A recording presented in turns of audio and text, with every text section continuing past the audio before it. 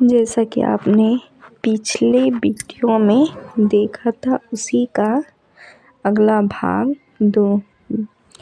सुशील को अपना होटल बेचना पड़ा। 2 महीने गुजर गए, दोनों ने एक दूसरे से बात तक न की। दोनों गुस्से में थे।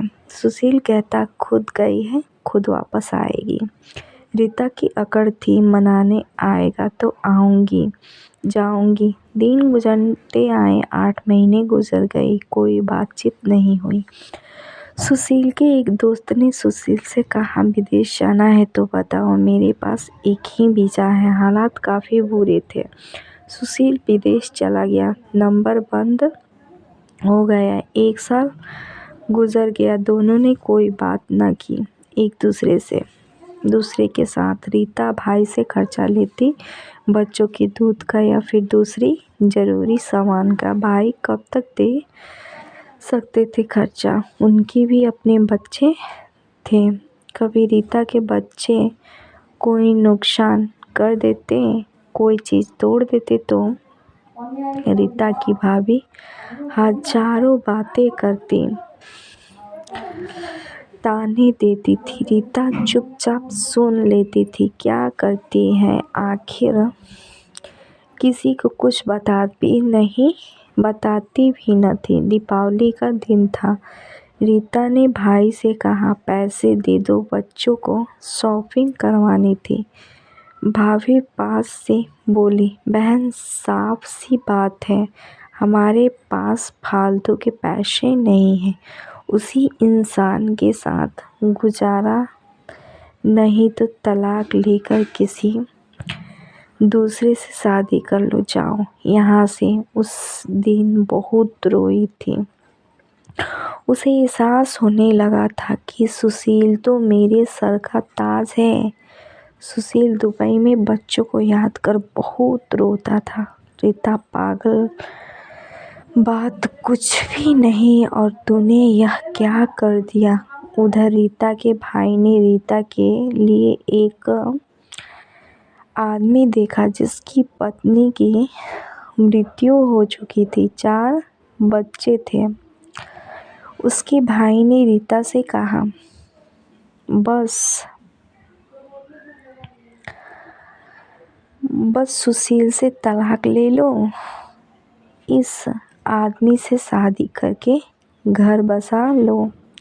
अपनी रीता की आंखें भीग गई थी आंसू से। जल्दी से मोबाइल निकाला, सुशील को फ़ोन लगाया, नंबर बंद आ रहा था।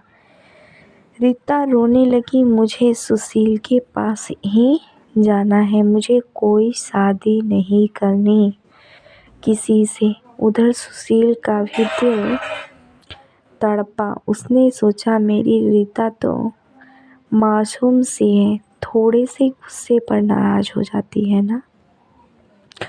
खुद ही माफ़ी मांग लूँगा अपनी जान से।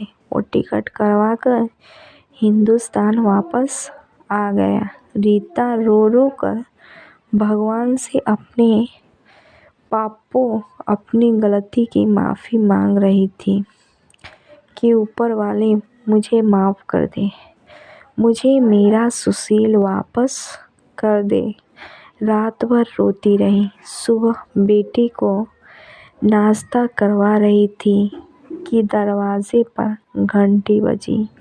भाभी ने दरवाज़ा खोला, सामने देखा सुशील खड़ा था। रीता की नज़र पड़ी सुशील पर, हाथ से दूध का कप छूट गया। नंगे पांव दौड़ते हुए जाकर सुशील के सीने से जा लगी, चीख चीख कर रोने लगी, सुशील, मैं बहुत प्यार करती हूँ तुमसे। सुशील के पाँव पकड़ लिए, माफ़ कर दो सुशील। सुशील ने रीता का माथा चूमा, आंसू साफ किया, तुम भी माफ़ कर दो मेरी जान, मैं गुस्से में ज़्यादा बोल दिया था। बच्चों को सीने से लगाया, सुशील प्यार करने लगा। रीता के भाई और भाभी की आंखों में आंसू डालकर गर्व से बोली, मेरा परमेश्वर मेरा हमसफ़र है। मेरे पास आप लोगों का बहुत बहुत धन्यवाद। वो सुशील के साथ घर वापस आ गई। दोनों खुशी से सब बातें भूलकर जीने लगे, लेकिन वो इस समाज को इतना बता गए, जज्बात में जुदा हो जाना बहुत आसान है, लेकिन जुदा होकर जीना बहुत मुश्किल है। जो धर्म एक हमसफ़र महसूस कर सकता है, वो कोई और नहीं समझ सकता। गलत फैसला लेकर ज़िंदगी बर्बाद ना करें। ये सब वक्त के साथ बदल जाता है। हाँ, अगर नहीं बदलना तो हमसफ़र अगर कोई नाराज़ है या घमंड में है तो जाओ मना लो, राज़ी कर लो एक दूसरे को, इससे पहले कि फिर देर हो जाए। अगर मेरी कहानी किसी एक के भी दिल में घर कर गई तो मेरा मकसद पूरा हो जाएगा। आजकल छोटी छोटी बातों पर घर उजड़ रहे हैं, अगर थोड़ी बर्दाश्त कर ले तो ऐसे घर न उजड़े। दोस्तों, सही कहा ना मैंने? आपको क्या लगा?